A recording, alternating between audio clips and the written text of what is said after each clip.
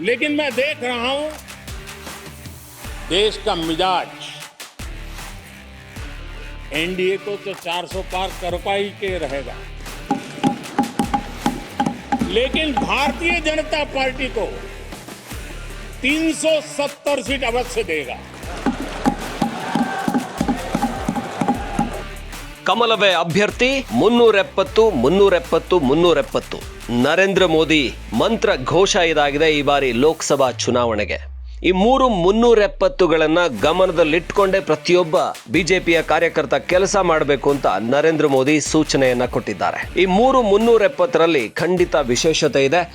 ಒಂದು ಬಾರಿ 370 ಕಿತ್ತು ಒಗೆದಿದ್ದ ಬಿಜೆಪಿ ಈ ಬಾರಿ ಅದೇ 370 ಬಯಸ್ತಾ ಇದೆ. ಇಡೀ ದೇಶದಲ್ಲಿ 370ರಿಂದನೇ ದೊಡ್ಡ ಹವಾ ಕ್ರಿಯೇಟ್ ಮಾಡಿದಂಥ ಬಿಜೆಪಿ ಜಮ್ಮು ಕಾಶ್ಮೀರದಲ್ಲಿ ಆರ್ಟಿಕಲ್ 370 ಕಿತ್ತೊಗಿತೀವಿ ಅಂತ ಬಿಜೆಪಿ ತನ್ನ ಮೂಲ ಆದರ್ಶವನ್ನಾಗಿಸ್ಕೊಂಡು ಬಂದು ಅದರಿಂದ ಜಮ್ಮು ಕಾಶ್ಮೀರದಲ್ಲಿ 370 ಆರ್ಟಿಕಲ್ 370 ಕಿತ್ತೊಗೆದು ಭಾರತದ ಜೊತೆಗೆ ಅದನ್ನು ಸೇರಿಸ್ತು. ಅದಾದ ನಂತರ ಈಗ 370 ಸೀಟ್ಗಳತ್ತ ಗಮನ ಹರಿಸಿದೆ. ಹಾಗಾದರೆ ಒಟ್ಟಾರೆ ಬಿಜೆಪಿ ಈ ಬಾರಿ 370 ಕ್ಷೇತ್ರಗಳನ್ನು ಗೆದ್ದುಕೊಳ್ಳೋದಕ್ಕೆ ಮಾಡಿಕೊಂಡಿರುವ ತಯಾರಿ ನಿಜಕ್ಕೂ ತುಂಬ ಪರಿಪೂರ್ಣವಾಗಿ ಕಾಣಿಸ್ತಾ ಇದೆ. ಈಗಾಗಲೇ ಒಬ್ಬೊಬ್ಬರನ್ನೇ ಪಕ್ಷದೊಳಗೆ ಸೆಳ್ಕೊಳ್ತಾ ಇದೆ ಬಿಜೆಪಿ. ಈಗ ಕಮಲ್ನಾಥ್ ಪುತ್ರ ಕೂಡ ಬಿಜೆಪಿಗೆ ಬರ್ತಾರೆ ಅನ್ನೋದು ಬಹುತೇಕ ಖಚಿತ ಆಗ್ತಾ ಇದೆ. ಮಧ್ಯಪ್ರದೇಶದಲ್ಲಿ ಕಾಂಗ್ರೆಸ್ನ ಮುಖ್ಯಮಂತ್ರಿಯಾಗಿದ್ದವರು, ಹಾಗೆ ಇಂದಿರಾ ಗಾಂಧಿಯವರ 3ನೇ ಮಗ ಅಂತ, ರಾಜೀವ್ ಗಾಂಧಿ ಸಂಜಯ್ ಗಾಂಧಿ ನಂತರ ಅವರು 3ನೇ ಮಗ ಅಂತ ಅಷ್ಟರ ಮಟ್ಟಿಗೆ ಅವರ ಆಪ್ತರಾಗಿದ್ದವರು, ಗಾಂಧಿ ಕುಟುಂಬದ ಜೊತೆಗೆ ಇದ್ದವರು. ಈಗ ಕಮಲ್ನಾಥ್ ತನಗೆ ರಾಜ್ಯಸಭೆ ಸೀಟ್ ಕೊಡಲಿಲ್ಲ ಅನ್ನುವ ಕಾರಣಕ್ಕೆ, ತನ್ನ ಪುತ್ರನಿಗೆ ಅವಕಾಶ ಕೊಡ್ತಿಲ್ಲ ಅನ್ನುವ ಕಾರಣಕ್ಕೆ ನಿಧಾನಕ್ಕೆ ಪಕ್ಷದಿಂದ ಹೊರ ಬರ್ತಾ ಇದ್ದಾರೆ. ಹಾಗಾಗಿ ಬಿಜೆಪಿ ಮಾಡ್ತಾ ಇರುವಂಥ ಒಂದೊಂದೇ ಪ್ಲಾನ್ಗಳು, ಕೊಡ್ತಾ ಇರುವಂಥ ಒಂದೊಂದೇ ಹೊಡೆತಗಳು ಕಾಂಗ್ರೆಸ್ ಮಿತ್ರಕೂಟವನ್ನು ಅಲುಗಾಡಿಸ್ತಾ ಇದೆ. ಹೀಗಿರುವಾಗ ಬಿಜೆಪಿಯ ಈ 370 ಪ್ಲಾನ್ ಏನು? ನರೇಂದ್ರ ಮೋದಿ ಕಮಲವೇ ಬಿಜೆಪಿಯ ಅಭ್ಯರ್ಥಿಯಾಗಿದೆ. ಹಾಗಾಗಿ ಇಲ್ಲಿ ಯಾವ ಅಭ್ಯರ್ಥಿಯ ಮುಖವನ್ನು ನೀವು ತೋರಿಸ್ತಿರೋ ಬಿಡ್ತಿರೋ ಜನರಿಗೆ ಹೇಳಿ, ಕಮಲವೇ ಇಲ್ಲಿ ಅಭ್ಯರ್ಥಿ, ಪ್ರತಿ ಕ್ಷೇತ್ರದಲ್ಲಿ ಕೂಡ ಬಿಜೆಪಿನೇ ಅಭ್ಯರ್ಥಿ ಅಂತ ಹೇಳಿ. ಹಾಗೇನೆ ರಾಜ್ಯದಲ್ಲಿ, ದೇಶದಲ್ಲಿ ನೀವು ಪ್ರಚಾರವನ್ನು ಮಾಡುವಾಗ ಪ್ರತಿ ಕ್ಷೇತ್ರಗಳಲ್ಲಿ ದೇಶದಾದ್ಯಂತ ಬಿಜೆಪಿ ಯಾವ ರೀತಿಯಲ್ಲಿ ಜಾಗತಿಕ ಮಟ್ಟದಲ್ಲಿ ಗೌರವವನ್ನು ತಂದುಕೊಡ್ತು, ಬಿಜೆಪಿ ಸರ್ಕಾರ ರಚನೆಯಾದ ನಂತರ ಯಾವ ರೀತಿಯಲ್ಲಿ ಭಾರತಕ್ಕೆ ಗೌರವ ಬಂದಿದೆ ಅಂತ ಅನ್ನೋದನ್ನು ಹೇಳಿ, ಬಿಜೆಪಿ ಸರ್ಕಾರದಿಂದಾಗಿ ಆದಂಥ ಅಭಿವೃದ್ಧಿ ಮಾತುಗಳನ್ನು ಹೇಳಿ, ಅಭಿವೃದ್ಧಿ ವಿಚಾರಗಳನ್ನು ಜನರ ಮುಂದೆ ಇಡಿ. ಆ ಮೂಲಕ 370 ಸೀಟುಗಳನ್ನು ಗೆಲ್ಲೋದಕ್ಕೆ ತಯಾರಿ ಮಾಡಿಕೊಳ್ಳಿ. ಇನ್ನೊಂದು 370, ಇಲ್ಲಿ ಪ್ರತಿ ಬೂತ್ನಲ್ಲಿ 370 ಹೆಚ್ಚು ಮತಗಳನ್ನು ಗೆಲ್ಲಬೇಕು ಅನ್ನುವಂಥದ್ದು. ಅಂದರೆ ಕರ್ನಾಟಕದಲ್ಲಿ ಅಂದಾಜು ಮಾಡೋದಾದರೆ 58,000 ಬೂತ್ಗಳು ಅಂತ ಅಂದ್ಕೊಂಡ್ರೆ ಕರ್ನಾಟಕದಲ್ಲಿ ಸ್ವಲ್ಪ ಆಚೆ ಈಚೆ ಆಗ್ಬೋದು. ಒಟ್ಟಾರೆ ಅಷ್ಟು ಬೂತ್ಗಳಲ್ಲಿ 370 ಪ್ಲಸ್ ಮತಗಳು ಅಂತ ಹೇಳಿದರೆ ಕನಿಷ್ಠ 2 ಕೋಟಿಗಿಂತ ಹೆಚ್ಚು ಮತಗಳನ್ನು ಸೆಳ್ಕೊಳ್ಳುವಂಥ ಪ್ರಯತ್ನ. ಅಂದರೆ ಇದು ಹೆಚ್ಚುವರಿ 370 ಮತಗಳು ಬೇಕು. ಅಂದರೆ ಈಗಾಗಲೇ ಬಿ ಜೆ ಪಿಗೆ ಬರುವಂಥ ಮತಗಳೊಂದಷ್ಟು ಇದ್ದೇ ಇದ್ದಾವೆ.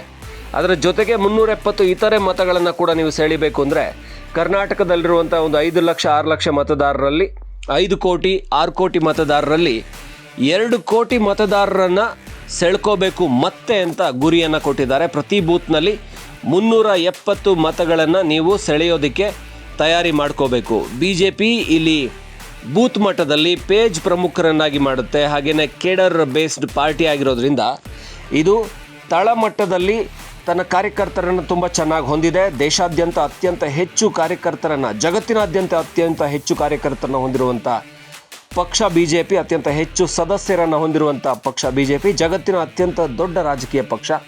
ಹಾಗೆಯೇ ಬಿ ಜೆ ಪಿಯ ಹಿನ್ನೆಲೆ ಇರುವಂಥದ್ದು ಜಗತ್ತಿನ ಅತ್ಯಂತ ದೊಡ್ಡ ಸಂಘಟನೆ RSSನ ಮೂಲದಲ್ಲಿ, ಅಂದರೆ ಬಿ ಜೆ ಪಿಯ ಮೂಲವೇ RSS.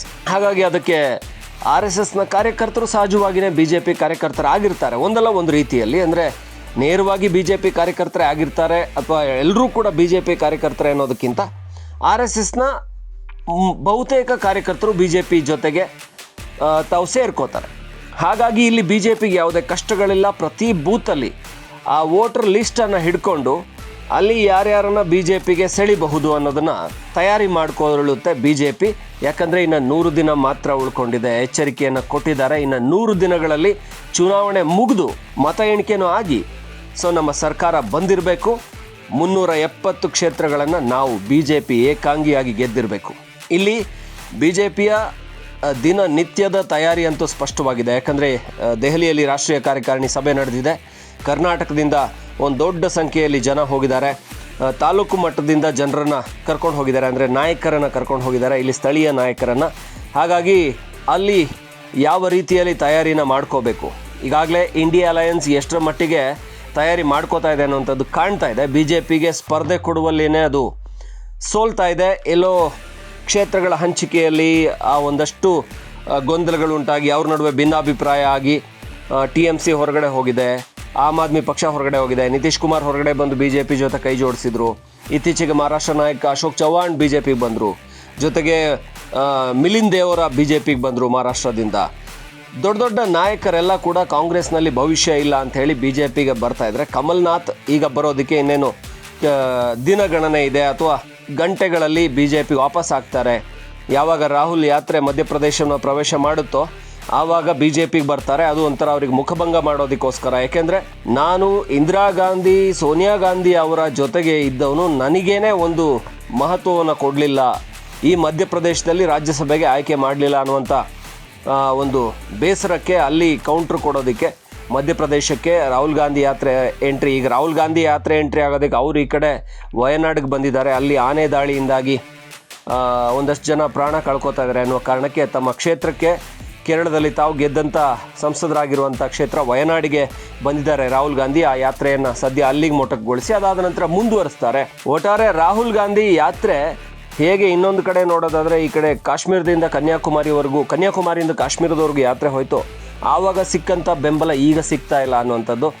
ಎಲ್ಲ ರಾಜ್ಯಗಳಲ್ಲಿ ಕೂಡ ರಾಹುಲ್ಗೆ ಒಂಥರ ವಿರೋಧನೇ ಎದುರಾಗ್ತಾ ಬಂದಿದೆ. ಮಣಿಪುರದಿಂದ ಅಲ್ಲಿ BJP ಆಡಳಿತದಿಂದ ಶುರುವಾಗಿ ಪಶ್ಚಿಮ ಬಂಗಾಳ ಮಿತ್ರ ಪಕ್ಷ ಆಗಿ ಬಂದರೂ ಕೂಡ ಅವರು ಪಶ್ಚಿಮ ಬಂಗಾಳಕ್ಕೆ ಬರೋಷ್ಟೊತ್ತಿಗೆ ರಾಹುಲ್ ಬಗ್ಗೆ, ನಾಯಕತ್ವದ ಬಗ್ಗೆ ಪಶ್ಚಿಮ ಬಂಗಾಳ ಮುಖ್ಯಮಂತ್ರಿ ತೃಣಮೂಲ್ ಕಾಂಗ್ರೆಸ್ ಮಮತಾ ಬ್ಯಾನರ್ಜಿ ಅವರಿಗೆ ಇಷ್ಟನೇ ಇರಲಿಲ್ಲ. ಅವರು ನನ್ನನ್ನು ಕರೀಲೇ ಇಲ್ಲ ಪಶ್ಚಿಮ ಬಂಗಾಳದಲ್ಲಿ ರಾಹುಲ್ ಗಾಂಧಿ ಯಾತ್ರೆ ಎಂಟ್ರಿ ಆದಾಗ, ನಮ್ಗೆ ಆಹ್ವಾನನೇ ಇರಲಿಲ್ಲ ಅಂತ ಅವರು ಬೇಸರ ಮಾಡಿಕೊಂಡ್ರು. ಅದಾದ ನಂತರ ಬಿಹಾರಿಗೆ ಬಂದರೆ, ಬಿಹಾರದಲ್ಲಿ ಕೂಡ ಅಷ್ಟೊತ್ತಿಗಾಗಲೇ ನಿತೀಶ್ ಕುಮಾರ್ ಕಾಂಗ್ರೆಸ್ ಈ ಏನು ಇಂಡಿಯಾ ಅಲಯನ್ಸ್ನ ಮಿತ್ರ ಪಕ್ಷ ಲಾಲು ಅವ್ರ ಪಕ್ಷ ಕೈಕೊಟ್ಟು ಈ ಕಡೆ ಅವರು BJP ಜೊತೆ ಸೇರಿಕೊಂಡಿದ್ರು. ಈಗ ಮಧ್ಯಪ್ರದೇಶಕ್ಕೆ ಬಂದರೆ ಅಲ್ಲಿ ಸಂಪೂರ್ಣ ಭರ್ಜರಿ ಬಹುಮತ ಜೊತೆ BJP ಇದೆ. ಜೊತೆಗಲ್ಲಿ ಈಗ ಕಮಲ್ನಾಥ್ ಕೈಕೊಟ್ಟು ಕಾಂಗ್ರೆಸ್ಗೆ ಕೈಕೊಟ್ಟು ಬರುವಂಥ ಸಾಧ್ಯತೆಗಳು ಕಾಣಿಸ್ತಾ ಇದೆ. ಇನ್ನು ಮಹಾರಾಷ್ಟ್ರಕ್ಕೆ ಬಂದ್ರಂತೂ ಮಹಾರಾಷ್ಟ್ರದಲ್ಲಿ ಅಲ್ಲಿ BJPಯದ್ದೇ ಹವಾ ಇದೆ. ಏಕನಾಥ್ ಶಿಂದೆ BJP ಒಕ್ಕೂಟ ಅಧಿಕಾರ ನಡೆಸ್ತಾ ಇದೆ. ಹೀಗಿರುವಾಗ ರಾಹುಲ್ ಗಾಂಧಿಗೆ ಎರಡನೇ ಭಾರತ್ ಜೋಡೋ ನ್ಯಾಯ ಯಾತ್ರೆಯಲ್ಲಿ ಯಾವುದೇ ರೀತಿಯ ಸಪೋರ್ಟ್ ಸಿಕ್ಕಿಲ್ಲ. ಅದು ಎಲ್ಲೋ ಒಂದು ಕಡೆ ಇಂಡಿಯಾ ಅಲಯನ್ಸ್ ಒಂದುಗೂಡ್ತಾ ಇಲ್ಲ. ಇದು BJPಗೆ 370 ಆರ್ಟಿಕಲ್ 370ಯನ್ನು ಅಬ್ರೋಗೇಟ್ ಮಾಡಿದ್ದು, ಅದನ್ನು ಕಿತ್ತೊಗೆದಿದ್ದು, ಅದಾದ ನಂತರ 370 ಸೀಟ್ಸ್ಗೆ ಕಣ್ಣಿಟ್ಟಿರೋದು. ಹಾಗೆ ಪ್ರತಿ ಬೂತ್ನಲ್ಲಿ 370, ಅದೇ 370 ವೋಟ್ಸನ್ನು ಹೆಚ್ಚುವರಿ ಪಡ್ಕೊಳ್ಳೋದು. ಈ 370 ಈ ಟಾರ್ಗೆಟ್ಗೆ ಹತ್ತಿರ ಆಗೋದಕ್ಕೆ ಎಲ್ಲ ಅವಕಾಶಗಳನ್ನು ಮಾಡಿಕೊಡ್ತಾ ಇದೆ ಅನ್ನಿಸ್ತಾ ಇದೆ. ಈ ಬಾರಿ ಅಂತೂ ಪೈಪೋಟಿಯಲ್ಲಿ BJP ಮುಂದಿದೆ. ಎಲ್ಲ ರೀತಿಯಲ್ಲಿ ತಯಾರಿಯನ್ನು ಕಾಂಗ್ರೆಸ್ಗಿಂತ ಅಥವಾ ಇಂಡಿಯಾ ಅಲಯನ್ಸ್ಗಿಂತ 2-3 ಪಟ್ಟು ಜಾಸ್ತಿನೇ ಮಾಡಿಕೊಂಡಿದೆ. ಇನ್ನು 100 ದಿನಗಳಲ್ಲಿ ಚುನಾವಣೆಯನ್ನು ಮುಗಿದು ರಿಸಲ್ಟ್ ಬಂದಿರುತ್ತೆ. ಅದರಲ್ಲಿ 370ಯಲ್ಲಿ BJP ಬಂದಿರುತ್ತಾ, ದೇಶಾದ್ಯಂತ 370 ಕ್ಷೇತ್ರಗಳನ್ನು ಗೆದ್ದಿರುತ್ತಾ ಅನ್ನುವಂಥ ಒಂದು ಲೆಕ್ಕಾಚಾರವನ್ನು, ಕುತೂಹಲವನ್ನು ಇಟ್ಟುಕೊಂಡು ಕಾಯೋದಷ್ಟೇ ಬಾಕಿ ಇದೆ.